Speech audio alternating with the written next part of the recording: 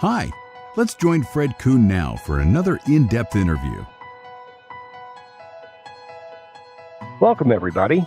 Today, I have a special guest, Robin Schlinger, colleague of mine and a person I most respect in the resume industry and the coaching industry, just a top drawer individual. Our subject of the podcast today is getting a federal job and all about that. I know that, Robin, you have spent 17 years helping people do this. So my first question is, where can a job seeker find federal jobs that match their experience? The federal government is pretty clear on jobs for the most part. They have a website for the majority of their jobs, not all of them, at www.usajobs.gov. And they have a search engine which allows you to go ahead and put in keywords in order to be able to see what the jobs are. There are many, many jobs in the federal government with all the agencies, and these jobs are roughly equivalent to many jobs that are in the civilian workplace. What is interesting about the jobs is they're going to list a lot more information on them about what the job duties are, what the job requirements are, and how the levels of the jobs, the salaries of the jobs, and how to apply.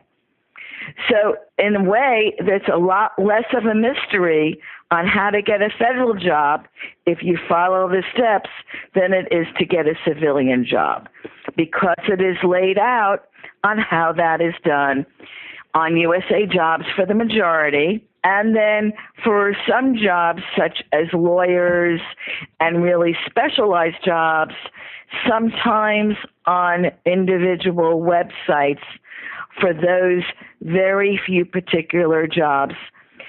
For lawyers and judges, could be on the Justice Department. For some jobs of internships and some jobs that are really specialized, they may not be on USA Jobs. But the vast majority, about 80% to 90%, are there on usajobs.gov. And you can go on there. You will find the job announcement, who can apply, and all sorts of information about the job. You need to go ahead, and I am going to discuss how to read these jobs announcements, which will help you figure out if this is the job for you, and then some information on how to apply for that. And we will discuss that in our next segment. Well, that really gets us to the next question then. What are the 8 steps to apply for a federal job, or however many steps there are? First, you're going to go do the search to look for that job. Now, you're going to indicate who may apply for that job. Now, this is really important for you to know. If you have never worked for the federal government before, you are not disabled, and you are not a veteran, you only want to look for jobs that are open to the public.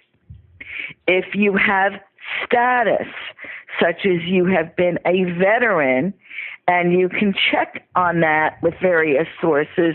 If you have that status, you can apply for jobs that require status as a veteran. If you have been in the federal government, you may know your status because you may have a form called an SF-50, which states that status.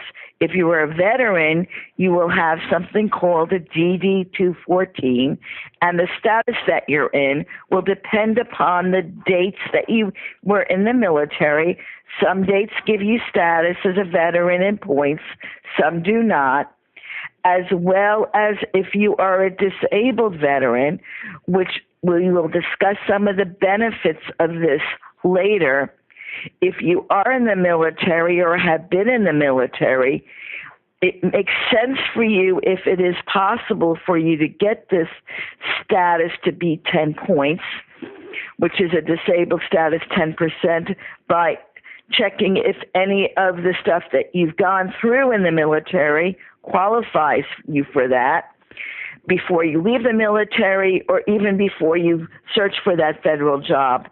That's something that you gained from your service, and it's important because it's going to tremendously help you if you're looking for a federal job. Secondly, you need to look at the date the announcement closes.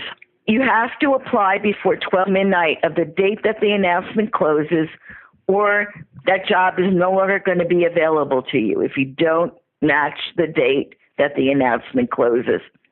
So you have to be careful and be sure you can apply before the announcement closes. In addition, the length of time an announcement is open may, not in all cases, but may be a clue if there is somebody the agency already has in mind for that job.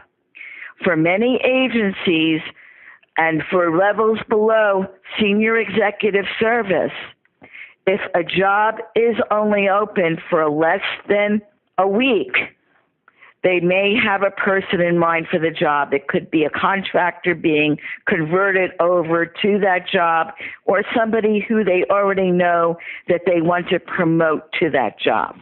Doesn't mean you can't get that job, because in some cases that person will not be able to do a resume that will pass their systems, but it means that maybe if you're not the perfect fit and have it networked, maybe you want to put your efforts on a different job. But if you already have a resume and you match everything with it, and your resume matches everything with it, then you may want to apply for that job. Third, the job will indicate a specific salary and grade level.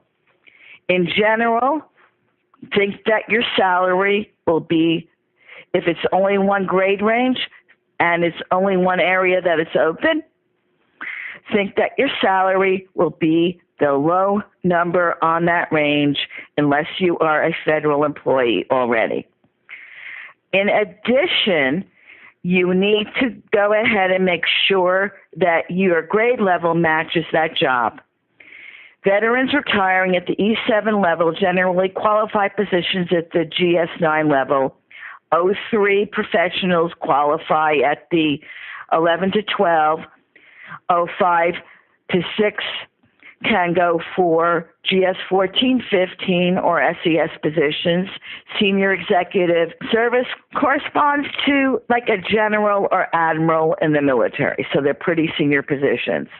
For non-military folks, GS 5 is an entry level with a BS degree.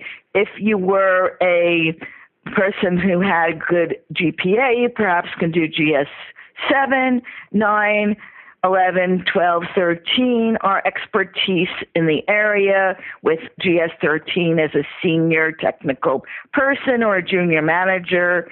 GS 14, 15 in general is like a senior manager, director in large companies, and SES is like a senior director, VP, depending on the size of organization that you work for, even a CIO in large companies. And if you have an MS degree, you can get a GS 7 or 9, depending on the announcement, PhD, GS 11. For some security jobs, a BS degree only qualifies you for a GS 5. So therefore, you need to have the right level. Then the announcement will list the job duties, and most cases it will do it about 95% of the time these days. And you need to read the duties, and you need to have experience in those duties, because the federal government, unless you're applying for a trainee position, internship type of thing, where you may not need that experience, but basically if you're not a vet or preferably a disabled vet, those positions these days are difficult to get. So you need to know whether you have done that function previously and have success. And if it lists specific technical items these days, most likely you're going to need that exact experience. And I'll explain why later. Used to be you could do transferable. There is very little transferable skills these days with the application process. And the job will have certain requirements you have to have.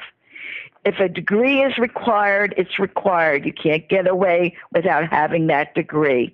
If specific experience is required, you must have that, because if you don't have that experience or you don't have the certification, you cannot get that job. 60 announcement will say if KSAs or other essays are required, including selective preference factors. In most cases these days, but not all, you likely will not have to fill out essays. If you're applying for a job for the FAA, however, you will have to do essays, and sometimes for the VA. And nowadays, several announcements are now asking for essays again. They were eliminated under the Obama administration, but they're striking back again. In addition, most announcements will also have something called an online questionnaire. These will be questions asking about your expertise. Unless you can answer that you're the expert in just about everything, if not everything, your resume will not even be read if you apply for that job, because you have to score high enough on that resume to get it. The seventh thing is the announcement will indicate how to apply, and you will have to follow those directions carefully, including what is required in your resume, which is going to be to address every single question that you answer in the resume, because they will take that resume as well as your answers to those questions, put them in front of a screen, and look for your resume, whether you're using the online application manager or a free-form resume on one screen, and the questions on the other screen, and looking for your answers in your resume. So you need to make sure that when you write this resume and do how to apply, you've addressed all of the questions as well as all the job duties and all the job requirements in your resume. Many announcements, when you answer a question, will then ask, where in your resume did you do this experience? So they're really looking for it. 8, the announcement may indicate other documentation is required, and they will go ahead and you need to upload this information. Could be these DD-214 or your SF-50 forms or your disability forms, and then you're going to go through and may need your transcripts. You need to upload all of that information. If you are a disabled vet, you don't necessarily need to be the best qualified and have all answer E to everything, as long as you meet the minimum requirements, because you may be put in as the top candidate. But your resume is going to be graded whether you're best qualified, well qualified, or disqualified. And generally only the people in the best qualified category, which score 90 or above, are given to the hiring manager. A veteran will place ahead of a non-veteran, and a disabled veteran will place ahead of a veteran or non-veteran for a given job. Wow, that's a lot. I mean, that's a lot to follow. It seems like it's very convoluted. I know you explained it in a very straightforward way, but it seems confusing to those of us who are looking at me. This resume must be an incredibly large document for a federal application, as opposed to what we're looking for in the private sector, which is a much shorter, get to the point, tell me, the keywords and the accomplishments. Years ago, I worked for a company where we worked with a base, and they said that our resumes were averaging 5 to 10 pages each, probably closer to 10, and they said they wanted shorter resumes. So for 3 candidates, we sent a shorter resume. These were folks that were very qualified, and we would get through to those jobs all the time. They didn't get it. So we now send as long a resume as possible, because the federal government can only consider what's in your resume. They cannot assume a thing. Right. So therefore, federal resumes by nature are long. They have to detail everything, and they have to be that long, because that gets you the interview for the job. Well, bottom line then, Robin, a person who wants to be employed by the federal government needs to go to a specialist like yourself who writes for federal employment?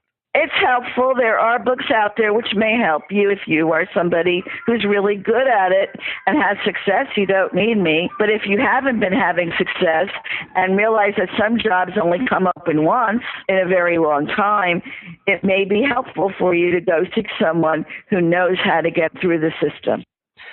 Robin, thank you so much for joining us today. Folks, Robin Schlinger has been our guest. She's an expert on federal resume applications, and you may find her contact information on our guest biography page of the website. Robin, thank you so much for joining us today. Thanks for joining us. If you wish to speak with Fred or you want a transcript of this interview, send an email to podcast@stuartcoopercoon.com. See you soon.